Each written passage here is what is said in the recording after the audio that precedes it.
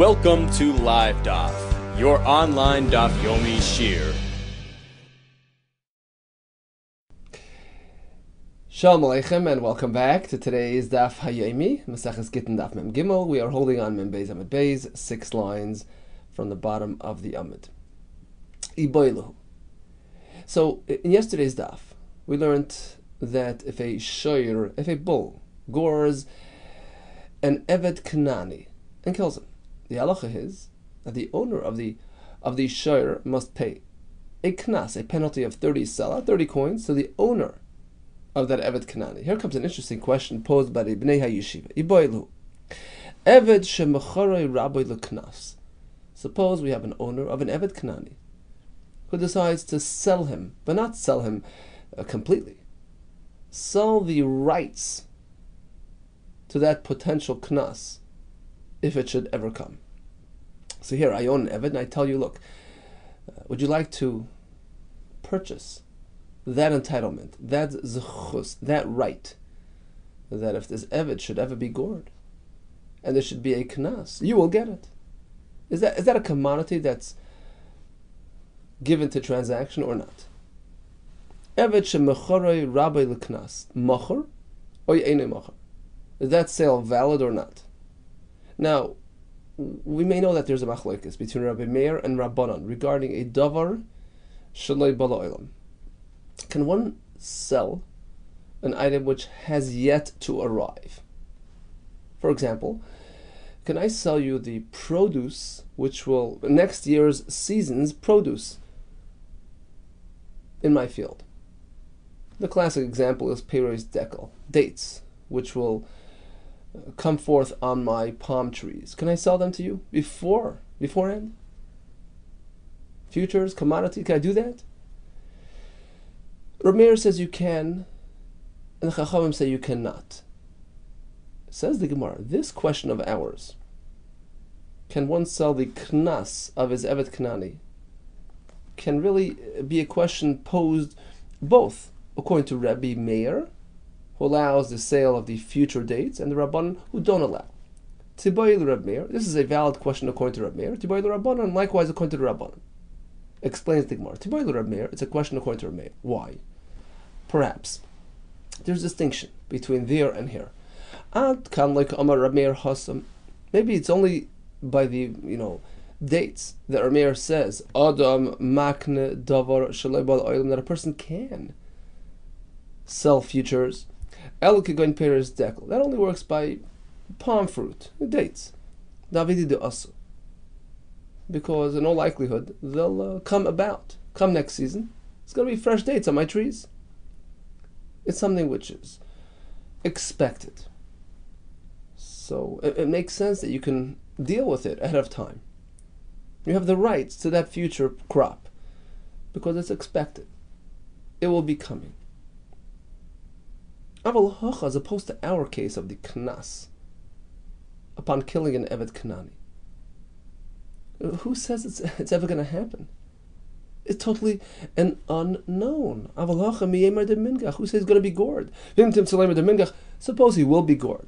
There's another impediment. Who says that the owner of that shor will ever come to pay that knas? You know why? Dilma moide umiftar. Perhaps he'll admit to the crime and he'll be pater, because that's the halacha by knas, by a penalty. If the perpetrator admits to it, he's moide, he becomes pater. That's the halacha. So there are two factors against you.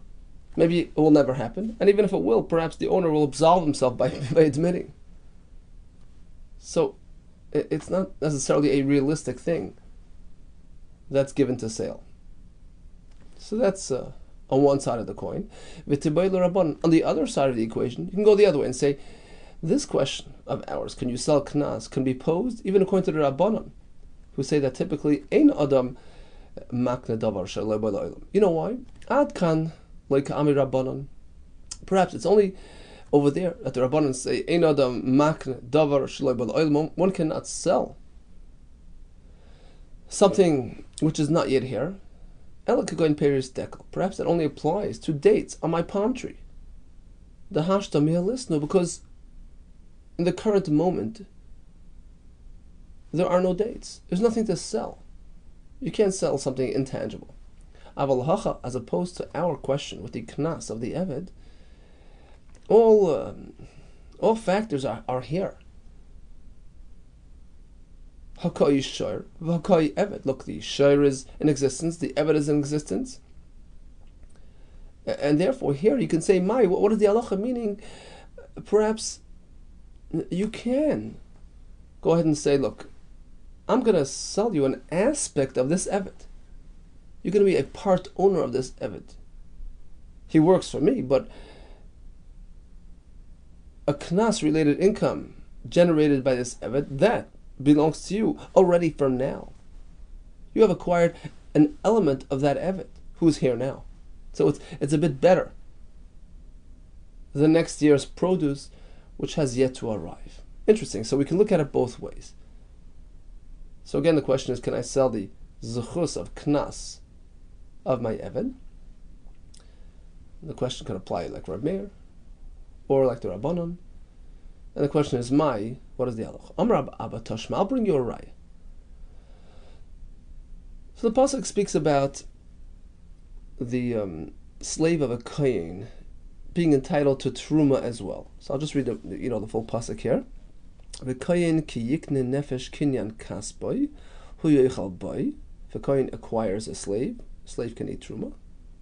Kinyan kasboy, right? His purchase. And the pasuk continued, v'yelid beisoy.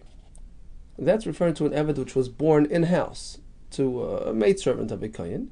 Hey yochal balachmoy, they as well can share his bread, can have his truma. Says the Gemara Tashma, I have a raya from a brisa. V'yelid bayis. So the second part of the pasuk refers to an in-house born eved. What's the point of mentioning that type of eved and his entitlement to truma? Of course, im kinyan kesef oichel, if the eved who was born elsewhere but purchased by the kohen, he acquired him after birth.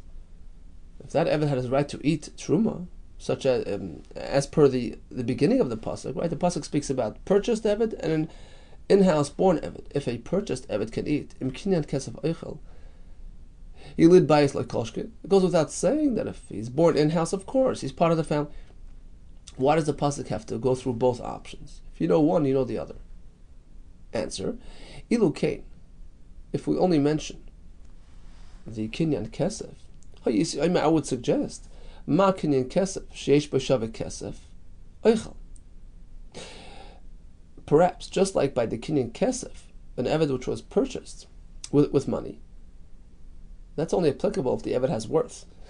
He was purchased with money, it means he has worth. So just like in that case, he has to have value to eat. Af yilid bayis sheish bo shaveh kesef oichel. Likewise, an eved born in-house can only have truma if he has worth, if he has value. What about an eved born in-house that has no value? He's unhealthy, he's sick, he's not worth anything. Can he have truma? So if we only have the word, the reference to kinyan kaspai, I would say, well, only an eved who has value, but a valueless eved who's born in-house. What about him? Tamad loymar, yilid bayis, makal mokaim. By the pasuk adding reference to yilid bayis, that indicates to us that if he's born in-house, he's eligible regardless of his value. But we can't stop there and just mention the second part, because then I would suggest the following. Yilid bayis bein sheyesh bo shaveh kesef, bein she'ein bo shaveh kesef oichel. True, an eved born in-house, he can have truma regardless of whether he's worth anything or not. But when it comes to a kinyan kesef, should the kohen purchase an eved, there I would say there's a difference. Yesh bo shaveh kesef oichel. If he has value today, then he can have truma. Ein bo shaveh kesef ein oichel. Otherwise, he cannot, because that's the definition of kinyan kaspai. He's one that has value. But suppose, he gets sick and he's, Rashi calls him a mukesh chin, full of boils, unwell and not really worth anything. Who says he'll continue eating truma? That's why the pasuk refers to both types of avodim. Tamalaymer kinyan kaspai, v'yilid beisai. What's the point of mentioning both? To connect them and say Ma Yilid Bayis, just like an Eved born in-house to a maidservant of a Kohen. It's unrelated to his value. Even if he's worthless, he can have truma. Same with a purchased Eved, it's totally independent of his value. End of Bryce. How does that pertain to our question? So the Bryce is clearly referring to an Eved, making reference to an Eved who has no value. Now, if that is so, that a person has the ability to actually make some money off his Eved by selling him, by selling the Knas rights to that Eved, right? If he's killed by a shor, the purchaser will get the 30 selah. If you're going to tell me that Eved shemechorei rabel Knas, it works, it's macher, then every Eved, the worst of the worst, the most dysfunctional and unwell Eved, still has that aspect of value. Can there be an Eved that you can't sell for Knas? Even if it's a non-functional Eved. But at least that value he has. You can make a pruto off him by selling the Knas. So perhaps this proves to us that you can't. There's no such a thing as selling Knas. The answer, Ika Eved Treifa. You can have an Eved that doesn't even have that potential because he's a Treifa. He had experienced an internal wound. In which case, he's not meant to survive. So, in that case, even if a shoyer would kill him, there would be no knas. Rashi says, Gavra ketilahu. It's as though the person was already killed beforehand. When he has a treifa, he's not considered a live person in halacha. So this type of Eved really has no value. And that's what the Bryce is speaking about. Unhealthy Eved, yeah, you can sell as per his knas value, but not a treifa who has no knas. Okay, so even this Eved, you can't sell for knas, but he can, serve his master, even if he's a treifa. So why doesn't he have any value?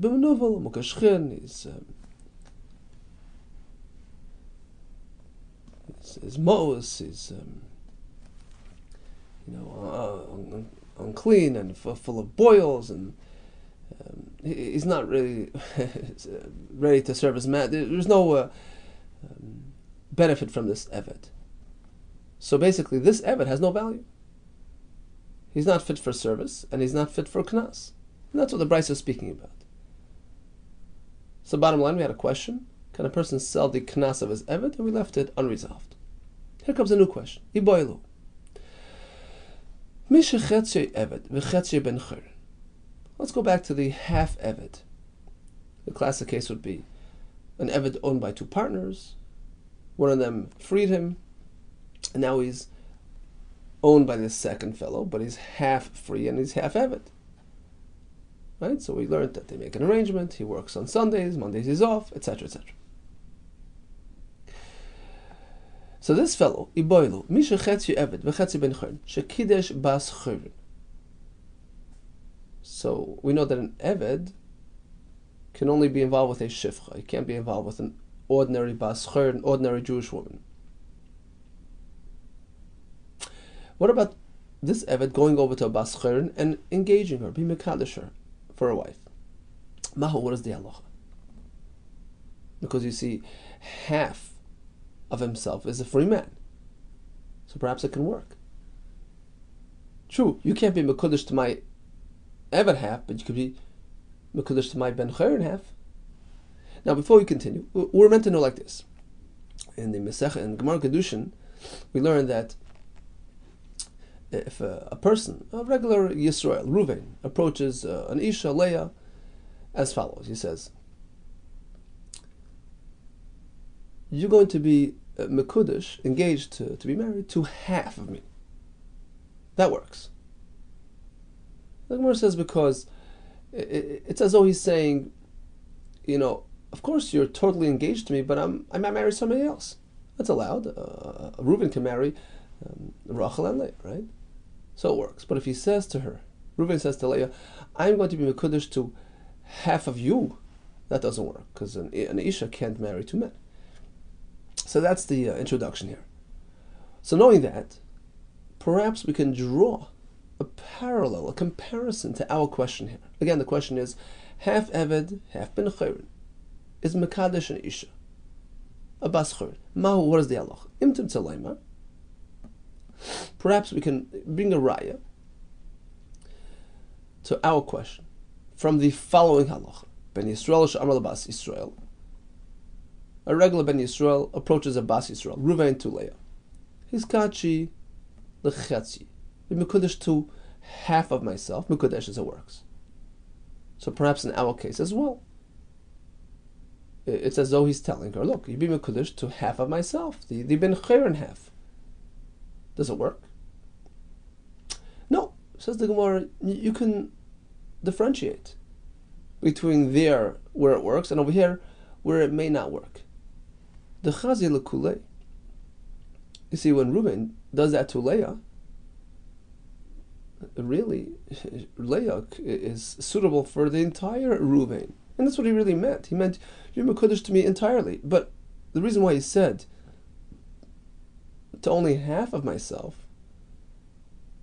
he was alluding to the fact that he might marry somebody else. So he's sort of splitting himself between being a husband to her and being a husband to somebody else. But of course it was a total kiddushin to his entirety. As opposed to the half Eved. She's not suitable to the entire Eved here. Only to the half of himself, which is a free man. So you can't do that. You can't make a kiddushin to half a man. So you can't bring a raya from that halacha that it should work here. Perhaps over there it works, but not over here. On the other hand, perhaps we can prove that it won't work by the chatzi eved. Because you can prove from the other case that we mentioned. Ben Yisrael, hamakadosh chatzi isha. So again, we have an ordinary Yisrael to a Yisraelis. Reuven to Leah. Ben Yisrael, hamakadosh chatzi isha. Reuven is makadosh half of Leah. We know that it doesn't work. Ein mekudeshes. So perhaps just like over there, it doesn't work because you can't be mekadosh half a isha. Over here as well, it won't work because it's only half a man. The half free part of the man is being mekadosh to isha. Perhaps it can't work either. Is that a good raya? No. Perhaps over there, by Reuven and Leah, where he's only being mekadosh half of Leah, that's worse than our case. There's sheer b'kinyane because after all, he's leaving something behind in the isha herself. Reuven is only taking half of Leah. You can't do that. Can't take half the isha, half the item, so to speak, half the object. You have to make a full kinyan by kedusha. So over there, it's worse than the half eved. But in our case, eved lo yishir b'kinyane. He didn't leave behind anything. So I'm the half eved, half ben chayrin. I'm mekadosh you entirely. I'm not leaving anything behind. I'm taking you entirely to half of myself, which is suitable to you, the half ben chayr. So perhaps over here it's better, because they took the entire isha. So what is, in fact, the conclusion here? Half eved, half ben chayrin, was mekadesh a bas chayrin, who's only suitable to half of himself, the free part. Does it work or not? Toshma, let's try to bring a raya from a brisa which we discussed the other day. So, a shoyer kills an Eved Kanani. He pays the knas to his master. Now, should a shoyer kill a regular, ordinary citizen, a Ben Yisrael, there's no knas of 30 sela, which is a set amount. Rather, there's kaifer. Kaifer is his market value, which is also a form of payment and kapara, which is given to the victim's heirs, his yarsh. What if the fellow was half and half? Half Eved, half Ben Chayr. So he has an aspect of Eved, has an aspect of free man. So we split the payment accordingly. Tashma, Hemis Misha Chetzi Eved, the Chetzi Ben Chayr. A share killed this half and half man. Half of the 30 sela knas goes to the master. And half of the kaifer payment goes to the heirs of the victim. End of story. Listen to this raya. Vi amris kedusha v'lav kedushin. Now, if we are to say that a half eved and half bechayrin can never marry anybody, right? As per our discussion before, Yarshim and Ole. How does this half eved ever have Yarshim that are, halachically considered his Yarshim that can take the kaifer payment? He never married a Bas Yisrael. Wouldn't that prove that he can theoretically get married and have kids? Amar of Adabar Av. No, Kishasai Treifa. What happened was that this shayr didn't actually put him to death. He inflicted a very serious internal wound, which makes him halachically considered dead. That's what happened here. And then he quickly got married and... Sorry. He made him a treifa. Umay yarshav nafshei. You're right, he doesn't have any kids. He's his own Yerush. That's what it means. Kasha was he's mace. He's no longer here. So the Yershim that we refer to in the Brisa must be his actual kids. No. He's still alive and well. The Shur made him a treifa. Didn't actually kill him, made him a treifa. And is therefore obligated in the knas and the kaifer. And therefore we say half the knas goes to the master and half the kaifer goes to the Yershim, i.e. himself. His own Yerush. So bottom line is he never got married, right? I have two questions on your pshat. Firstly, it says Yershim, his kids. Doesn't mean himself, it means his kids. Number two, we're looking to obligate the owner of the shur in the kaifer payment, and kaifer is dependent upon actually putting the victim to death. It's totally in Misa. That's what the pasuk says there. It has to be Misa. Kaifer is only paid after Misa. So it can't be speaking that the person's still alive. So what's the pshat in the Brisa? How does he have kids? Elam Arava, you're right. Roy Lita ve'enle. The Brisa doesn't mean literally that the half Kaifer goes to the Yershim. He can't have Yershim. He never married. A Chatzi Eved doesn't marry. He can't have Kedushin. It just means to say that half the Knas is forwarded to the owner of the Eved, and half the Kaifer theoretically should be paid off to the family. But there is no family. Roy Lita, he's entitled to take Ve'enle, but actually there's not going to be anybody taking the Kaifer because he's not around, he's dead, and the kids aren't, never happened, he never married. So bottom line is we had a question about a Chatzi Eved marrying, we're not sure. Here comes a new question. What about a Chatzi Shivcha marrying a Ben Chayrin? Amar Rabba, Kishem Sham Mekadesh Chatzi Isha En Mekadeshes. Just like we just concluded that a person cannot be Mekadesh half a woman. Kach Chetze Shivcha, Chetze Bas Chayrin, Shenes Kacha. The same thing with a Shivcha who's only half Shivcha and half free. Ein Kedushei Kedushin, you can't be Mekadesh. Doesn't work. So that was Rabba's opinion. Darash Rabba bar Rav Huna.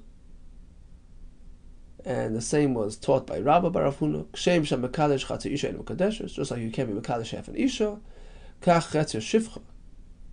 Chetze Bas Chayrin Shenes Kacha En Mekadeshes. Same thing with a half Shivcha, half Bas Chayrin. Because being Mekadesh is tantamount to being Mekadesh half a woman. Amale Rav Chisda. How could you compare? Mi Dami. Hasam Shir B'Kinyanai. This is the same distinction we made before. When one is Mekadesh half a Isha, he's leaving behind some part of the Isha which he's not addressing. That doesn't work. It's either all or nothing.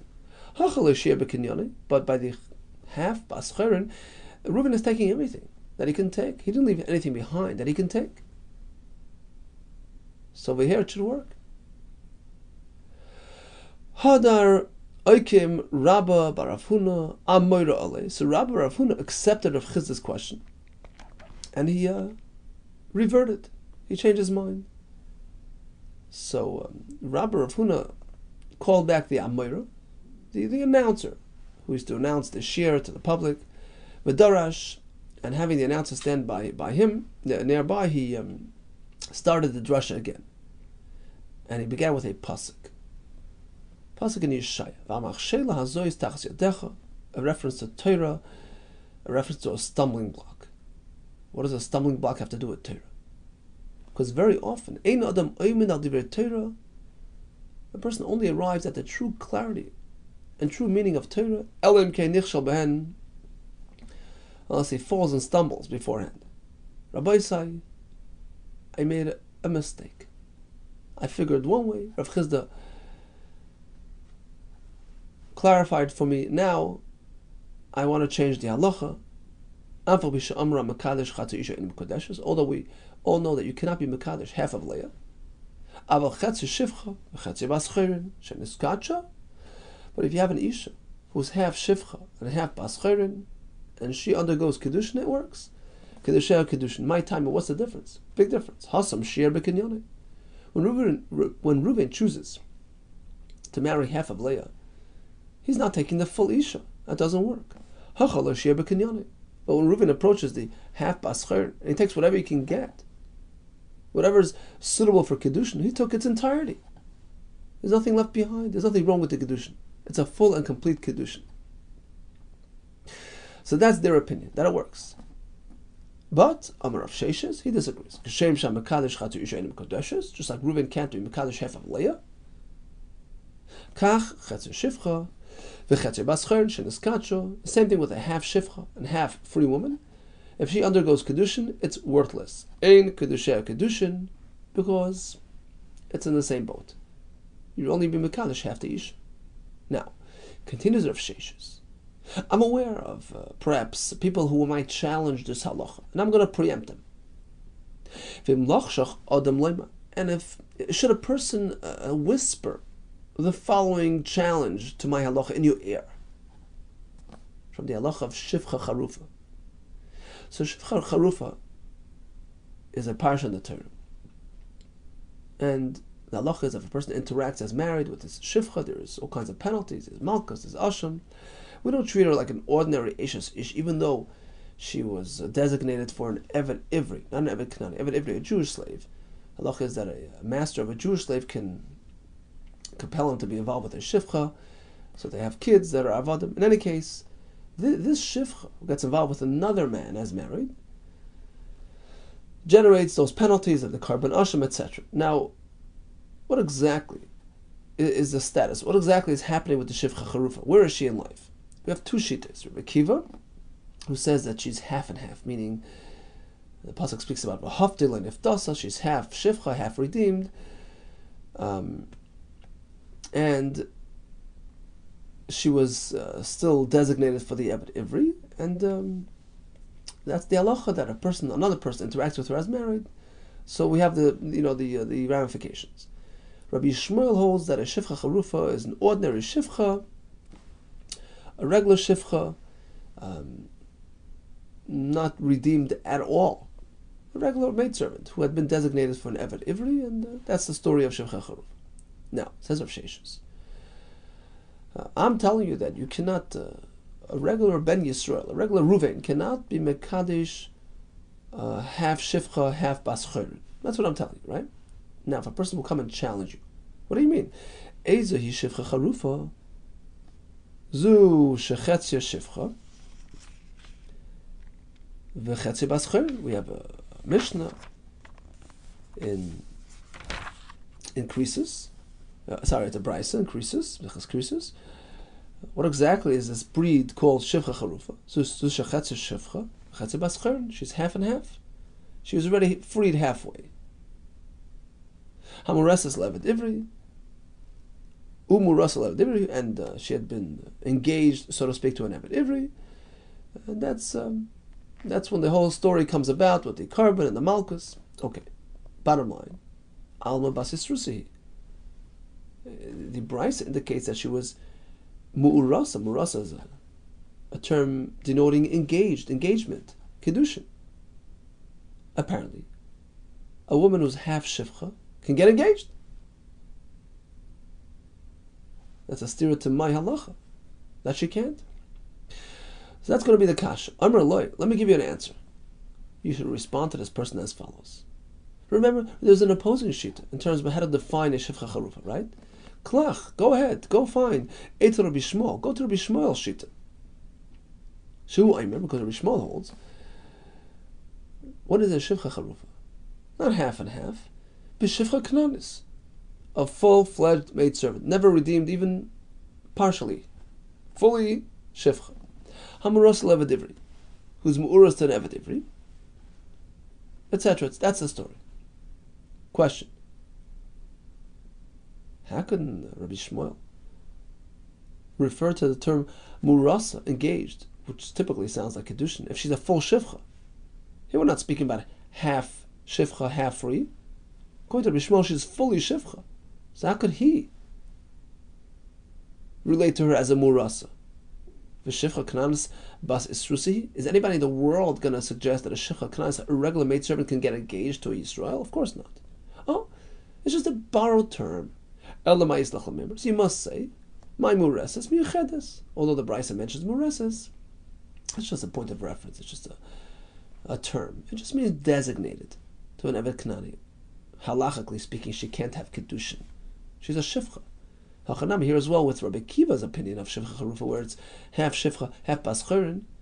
My mureses. What does mureses levad knan, levad ivri mean? Miyuchedes. She's designated. She's meant for him. That's about it. But real kedushin, real engagement, is inapplicable, not to a full shifcha and even to a half a shifcha. Continues the Gemara. Amar Rav Chisda. Chetzu shifcha, chetzu baschar sheniskach l'ruven. So actually, Rav Chisda is the one that holds that it works.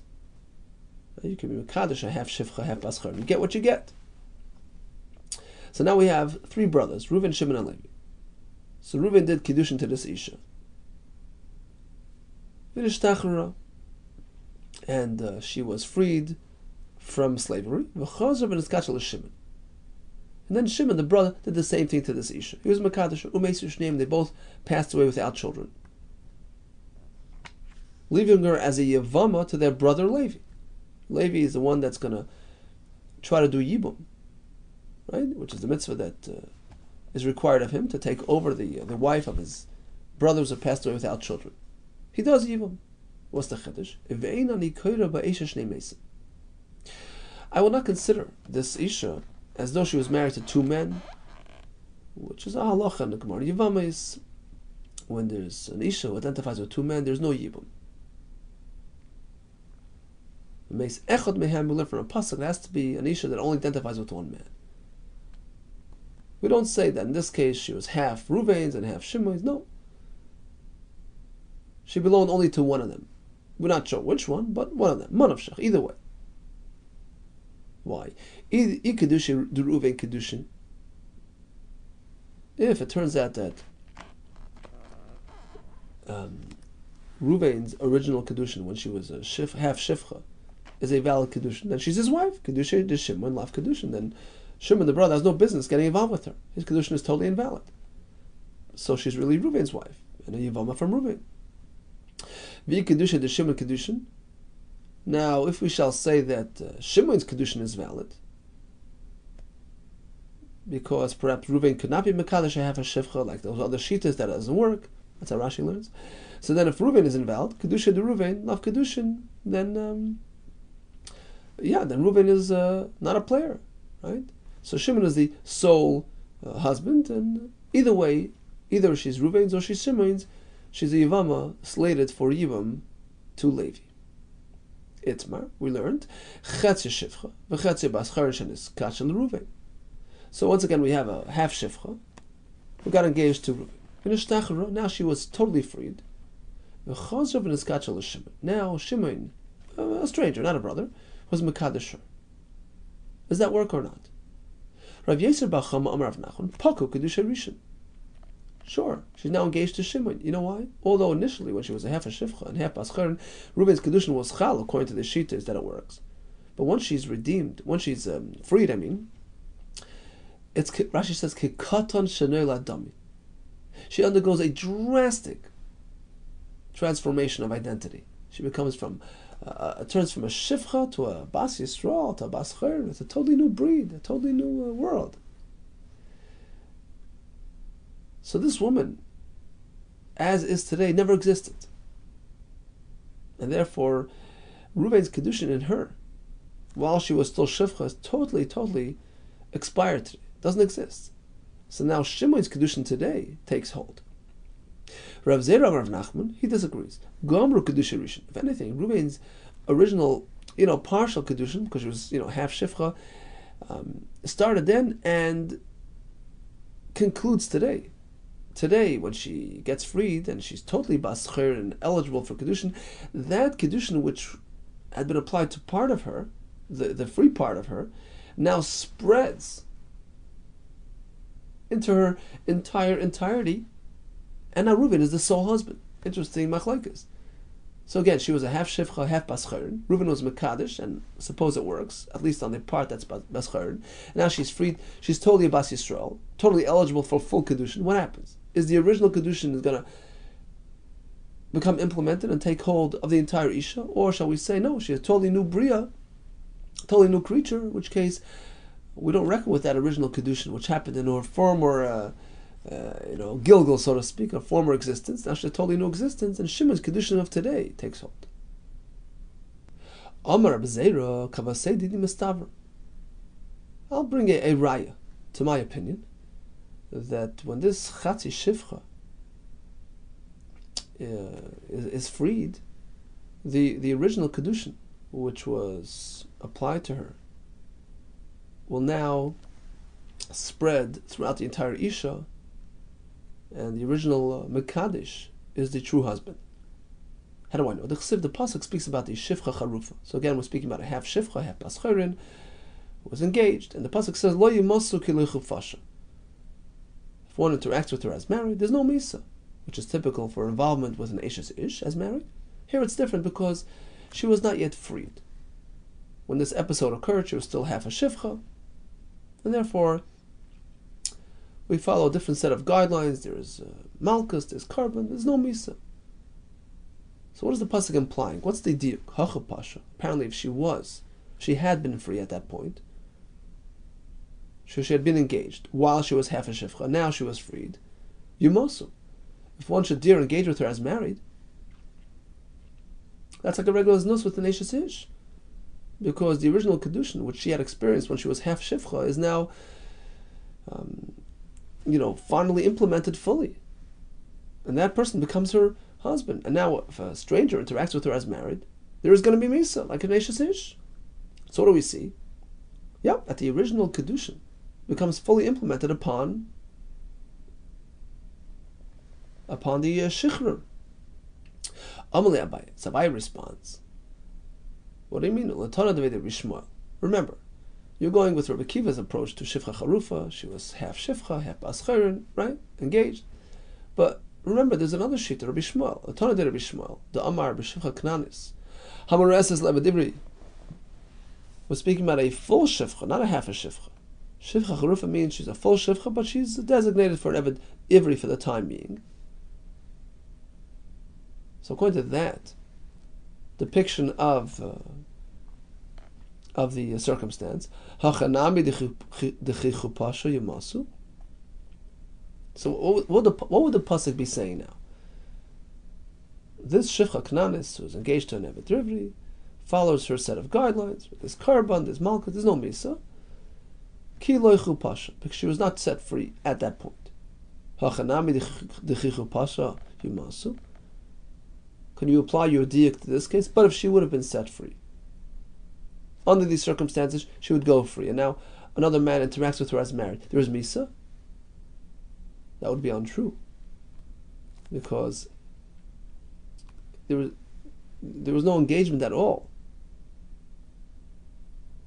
beforehand, before freedom, because she was a full shivcha. You can't engage a full shivcha. So you couldn't say, well, now that she's free, the original engagement is fully implemented. There's no engagement to speak of when she was a full shivcha. So according to Rabbi Shmuel, you can't interpret the pasuk this way. So according to Rabbi Shmuel, the correct way of interpreting the pasuk is that if she is a free woman, there would be misa. It must be shechu pasha, she was freed, v'chazav v'niskash, and then she was engaged. And now a stranger gets involved with her, there's misa, because freedom and kedushin followed by znus equals misa. Hachanami here as well, meaning even according to Rabbi Kiva, that Shifcha Charufa involves a half Shifcha who is engaged, and another man gets involved with her. There's Karban, there's Malkus, and the Pasuk says, you know why? You limit it to Karban and Malkus, there's no Misa, like a regular Ishes Ish, because she was not yet set free. You know what the Pasuk means to say? Hachanami Shechel Pasha v'chazav v'nechkacha, as opposed to, when would there be Misa? When would we treat her like an Ishes Ish? If she would have been freed and then engaged. Well, of course, it's obvious. If she's freed and then engaged, she's a regular Ishes Ish. But it's not to say that if she went through some sort of half Kedushin when she was a half a Shivcha, that freeing her would in any way facilitate the full implementation of that original Kedushin which took place when she was half a Shivcha. Basically, there's no raya to your point. So again, we had a question. A half Shivcha, half Baschern, who went through an engagement. Suppose it works. What happens when she gets free? What happens when she becomes a Shtachrura? Is she a new person and that original Kedushin is non-existent? Or, quite the contrary, the original Kedushin is now fully implemented? That was an interesting question we posed. We thought we had a raya from the Shifcha Charufa, where the Pasuk indicates to it that once she's free, the engagement is going to be real and tangible, and there's going to be a din of Ishes Ish to her. We thought it meant the original Erusin, which took place when she was half Shifcha, is now going to be implemented. Not necessarily. Perhaps it's referring to a brand new engagement, which occurred after her freedom. Continues the Gemara. Amar Rav Huna bar Katina Rav Yitzchak. Masa b'isha achas. There was a story involving this woman who was a shechatzi shivcha, v'chatzi bascher, and she was half and half. V'kafa us rabba, v'asa ben cher, bascher, and they forced her owner to let her go.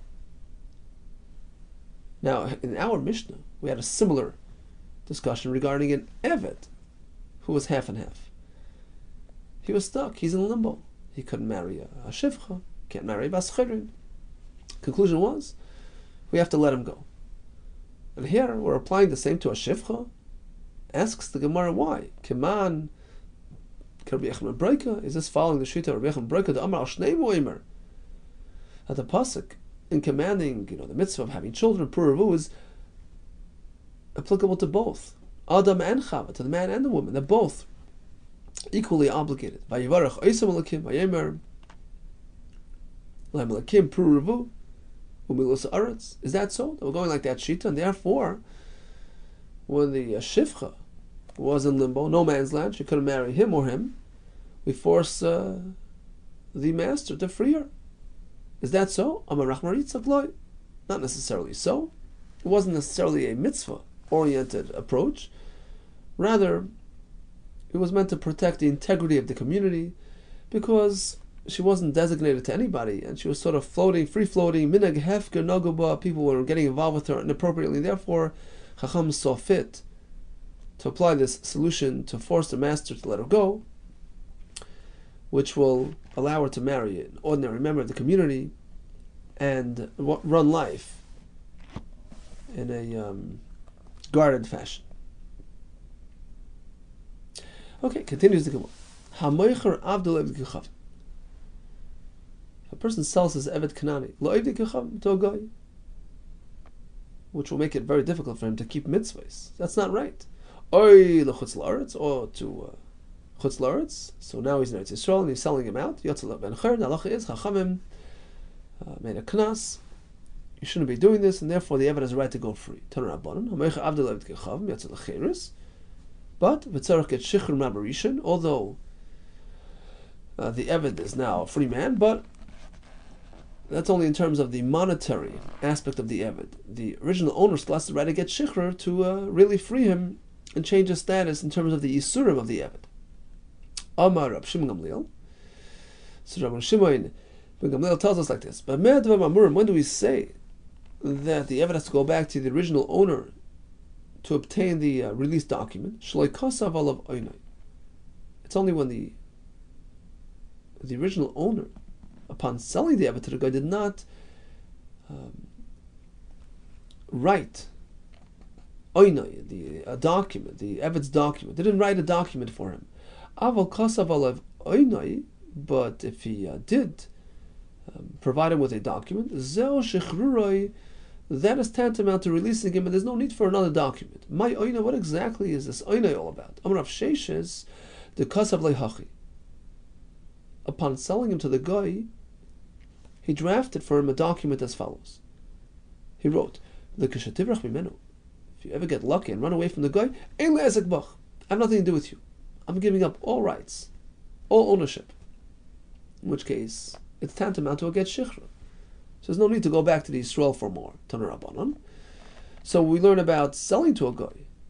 What about lava alav min ovid kechav? Reuven borrowed money from a guy on account of the Eved. This Eved will provide collateral. He's going to be like the apoitiki, the fallback. If he defaults on the loan, you take the Eved. That's like tantamount to selling the Eved. Once we implement the deal, the guy does nimusay, the common practice. We're going to see soon what this means. He does that to the Eved. Yatzal acheres. It's like selling him to the guy, and the Eved goes free. My nimusay. What exactly is this? Amar Rav Yehuda bar Yehuda nashki, some sort of slave necklace, which indicates slavery. So once the Loiva, the Yisrael, defaulted on the loan, and the Eved Kechavim acquires the Eved as his. He implements his ownership. He actualizes the slavery. He triggers the Avdus. He puts the Nashki on him. It's like he just sold it to the guy, and the Eved has a right to go free. Mosar Rav Sheshes. How can you say Nashki means a slave necklace? Because in the next brisa, we use the same term by fields, by karka. There's no necklace on a field. Various forms of accepting upon oneself a sharecropping arrangement with a guy. So it's a guy's field, but the yid is working on it. So they huli Yisrael, or in a case where a guy borrowed from the Yisrael. This time the guy borrowed from Yisrael, and he designated his field, the guy's field, as a mashkin, as a collateral. Even though they did this nimusay thing, it's still considered the guy's field, and even if it's in Eretz Yisrael, there's no chiv of truma and maser. End of story. Now, if the word nimusay by the Eved is a reference to a necklace, well, how does it apply to a field? Sada bar nashki? How can you put a nashki on a field? Elon Rav Sheshes. I'll tell you the pshat in nashki. Zman. The deadline, the due date of that loan has arrived. That's what it means. So basically we have our brisa. Lava olav min eved kechavim, by the Eved. So he took the money from the guy, relying on the Eved as a mashkin. As soon as the due date arrived and there's no payment, the Eved is now slated for transfer to the guy, tantamount to sell, to a sale. And the Eved has a right to go free. Then we have the halacha with the fields.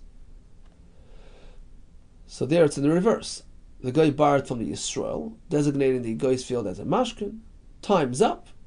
The field is meant to go to the Yisrael, but we don't treat it as such. We still treat it as a guyish field. There's no maser. Now we're going to have a kasha. What does due date accomplish? Is it tantamount to transfer of ownership or not? By the Eved we say yes. By the field we say no. Kasha zman azman.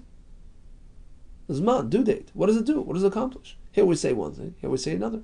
Like kasha, we're going to try to find the difference between the Eved and the field. Hada mata zimni. Hada loy mata zimni. In the case of the Eved, the due date has arrived, and therefore we treat it like as if the Eved was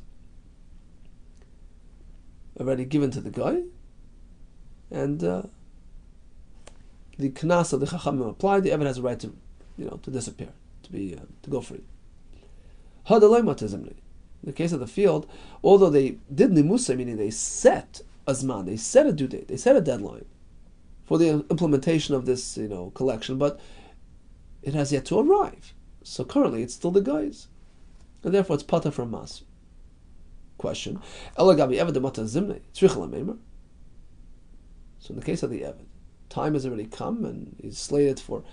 isn't that an obvious case? Isn't that an obvious halacha? It goes without saying that the original owner has to go redeem him and get him out. Because the guy just assumed rights, assumed ownership on that Eved. So that would be too obvious a halacha to have to discuss. Ella,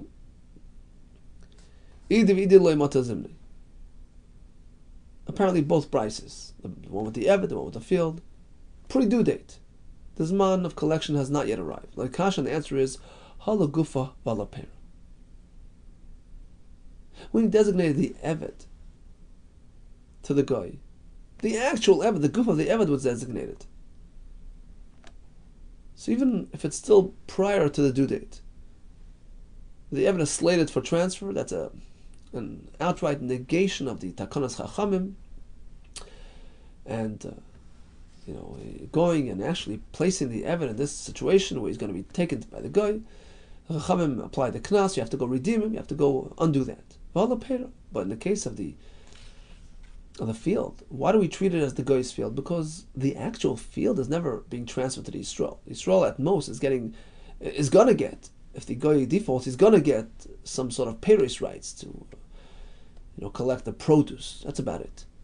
The actual field itself is not going to change status, not going to change ownership.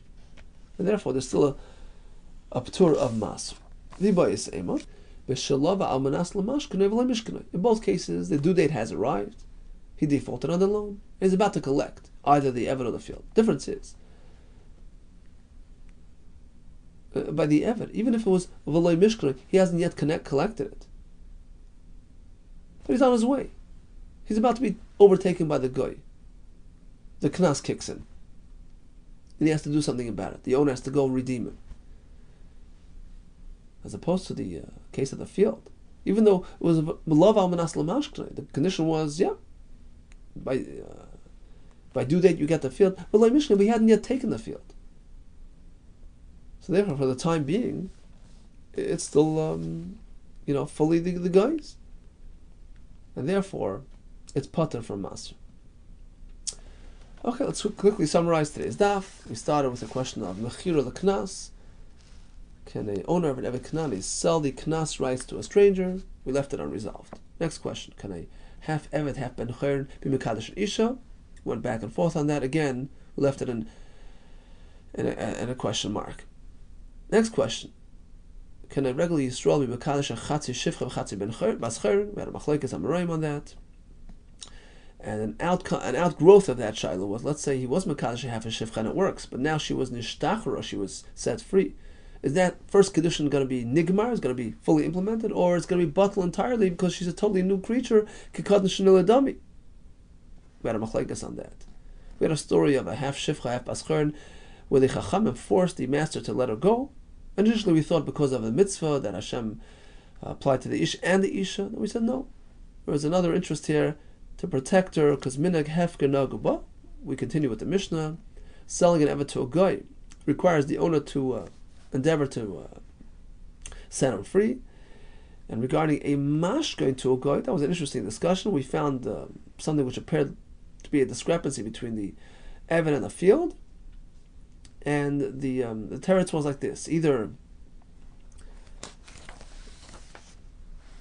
in both cases of the eved and the field, the due date has not yet arrived, but there's a difference between the eved where it's actually the actual goof of the eved is being given over as opposed to the field where it's only the peiros, so it doesn't change the status.